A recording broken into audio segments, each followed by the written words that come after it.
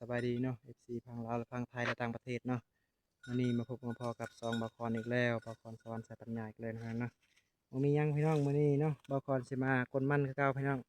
คนมันทรงแฮงอายเนาะอายเนาะเอาแฮงเนาะพี่น้องเนาะว่าคนหนึงเอาแฮงคนหนึงเลยต้องทรงเนาะพี่น้องเนาะอีกอย่างหนึงก็ต้องช่วยกันพี่น้องบางคนหนึงต้องช่วยคนหนึงไอ้น้องเนาะพี่น้องเนาะเอาไปติดตามกันเลยพี่น้องเห็นบ่ คนมันอยู่ป่าพี่น้องมีชวนยังโบงเห็นบ่ปลูกใส่ยังโบงเพราะว่าตัดแล้วนี่สับมันเลยพี่น้องเอาไปชมกันเลยพี่น้อง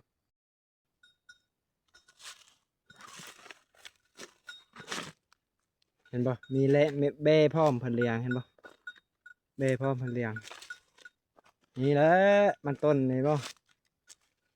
มันต้นอยู่ชวนยังโบงพี่น้องเอ้ยนี่เห็นบ่มันต้นงามได้มันต้นเพิ่นได้เห็นบ่นี่เห็นบ่เอ๊ะบอนเฮ็ดกินเลยนี่ บอลพักผ่อนกลางเว้นเพราะว่าใกล้เที่ยงเลยเที่ยงอยู่ทะพุนนะพังเนาะอยู่ทะพุนมันใกล้เพราะว่าพักผ่อนมันไกลเลยขี้คร้านย่างนะว่าง่ายเนาะก็เลยพักผ่อนอยู่ชวนเลยเห็นปะบรรยากาศตอนเช้านะพี่น้องเย็นยังเย็นได้ตอนเช้าคันยำ12 โมงจีหน่อยอุ้ยเด็ดอีเลยยำนี้พี่น้องเพราะว่าฝนบ่ตกเพราะมัน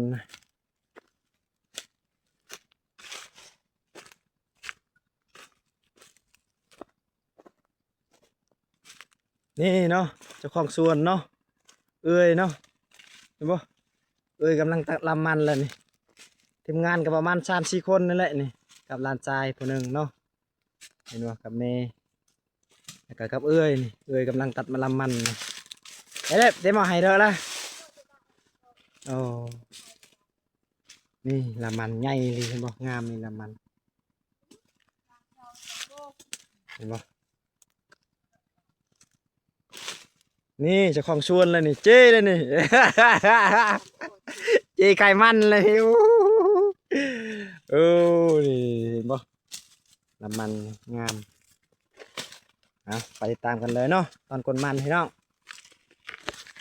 นี่บรรยากาศเนาะนี่บางคนก็ปลูกแล้วนี่เห็นบ่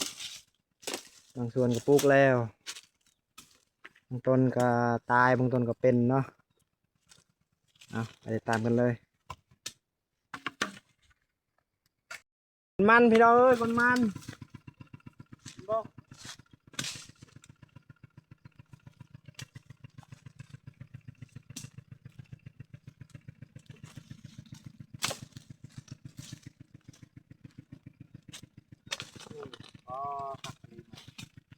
thật giỏi là ăn cả sụp á sụp nó giỏi thì cái phải nè cổ cái không นี่ละมันน้องเห็นบ่มันต้นนี่เห็นบ่เห็นบ่ยังบ่ใหญ่นี่เห็นบ่เพราะว่ามันมีห่มพี่น้องเอ้ยนี่ก็เลยบ่ใหญ่มันเพราะว่ามันดกลายนี่มันดกไปเลยแต่ว่าบ่ใหญ่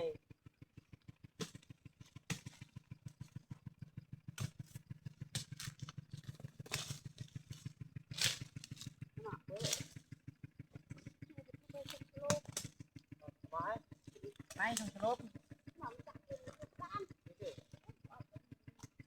สลบก็แต่ปุ๊บนี่เอ้ย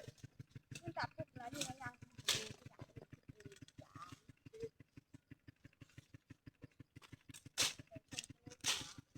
ไอ้น้อย thấy là cổ nó thổi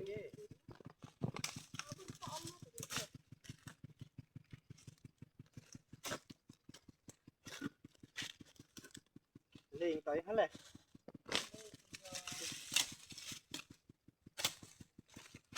เองลีดินยามนี้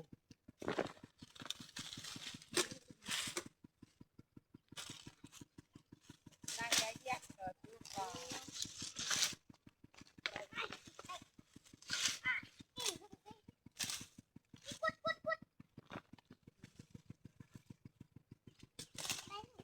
โกรธอ้อมนั่นเลย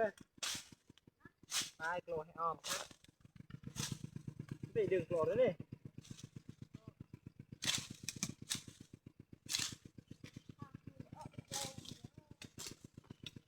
cô tao kia uốn là cô mà tao chơi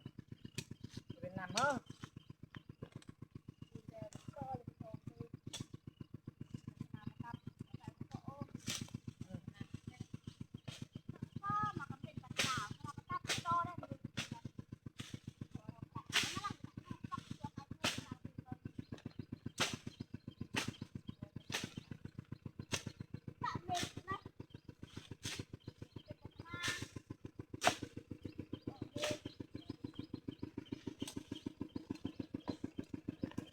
mày đi đó ngang ngang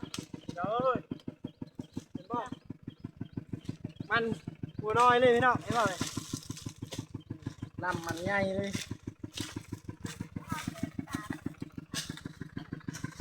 มาแล้วพี่น้องเห็นป่ะอายกำลังมาเป็นตับเป็นมันเทมันเลยเห็นป่ะโอ้ตึงเลยนะครับเห็นป่ะโอ้โอ้เห็นป่ะมาเด้อพี่น้องมากินข้าวทำกันเด้อเห็นป่ะตอนเช้านี่โอ้บรรยากาศเย็นๆนะเนาะเปิดเปิด cái đây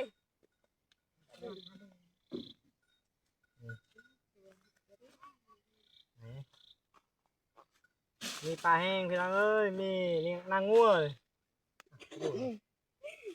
มาเลย trả luôn là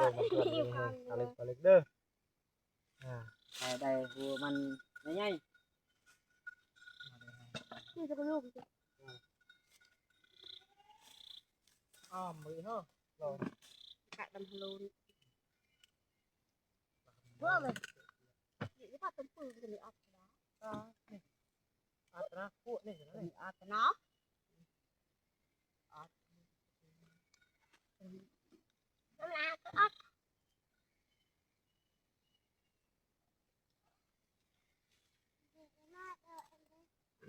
เจอมาไปดูเลย không một trên dạ này nó lộ thái mình nhịn sẽ ăn กินข้าวกินน้ำนี่เห็นบ่น้ำธรรมชาติพี่น้องน้ำสร้างเห็นบ่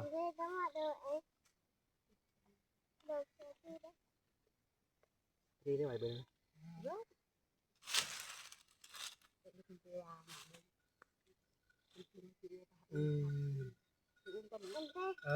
นพี่เดินอะไรไปกลาได้ไหมดึงมาเราไปนอน ไม่ดูดluôn biết cả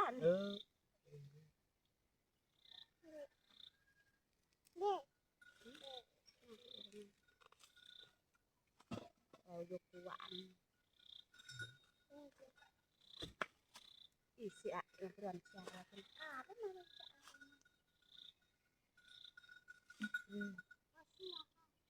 มีโบยค่ะโบย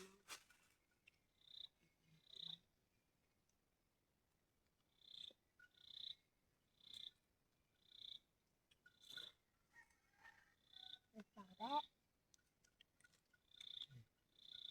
ผ่าไปลูกให้อันเรือกล้ามหน่อยนี่กี่โมง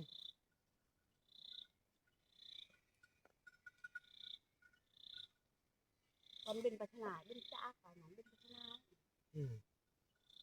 bà lại rồi bố cái xịt mặt này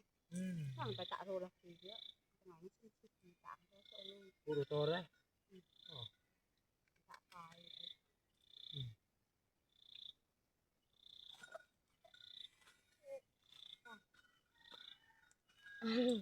mấy ngày bị mày mà cha lên tự tục chả đỡ mà hay quạt này này chưa hết được quạt kìa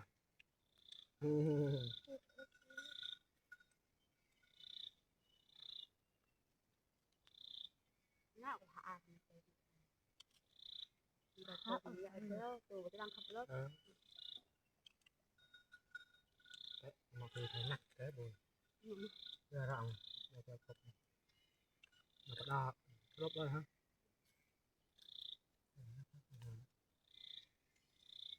bị một nó cũng bớt mà thôi chứ lông cho cục mắc ngọt mà cục một cái cột cột เจอเมื่อตัวเป็นหักตาตาเอา นอก ไม่ตาก็คือกระบูดังไปมั้ยตาบักมือมาอายไม่ผ่านเสด็จในสวัสดิ์ไม่นอน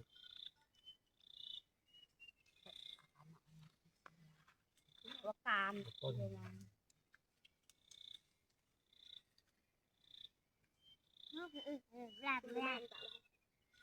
ทำไมล่ะ ไม่เลยข้าวเดิม ลูกนี้ได้หรือเปล่า ไปรำเองกับพี่ ให้อันเสืออยากเลย รถเสียเลยมีการเตียงประตูฮะ มันก็จะมาเจอนะตัวจะไปคิดไปฮิตลา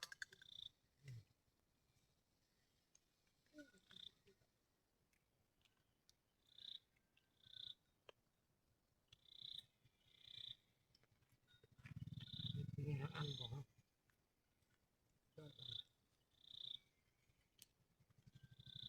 าทุกวันละเรามาจากไหนเลย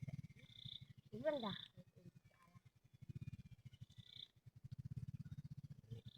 เรื่อง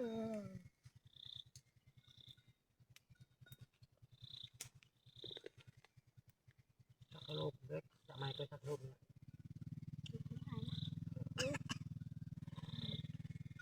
ยากนะ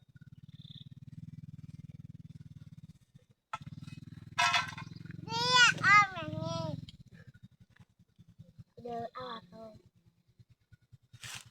ค่ะคุณราคาเราก็จัด จะรู้อะไร จำไปปีอ่อนโอ้ปีอ่อนเป็นทางแรกทางอิฐฮะไม่ใช่ใช่นะคะ เป็นการนี่เนี่ยลงนี่ ทุกเรียบร้อยแล้วเนี่ยแม่เลยเต๋อมันคุณพูด ยูทูบนี่ ติ๊ก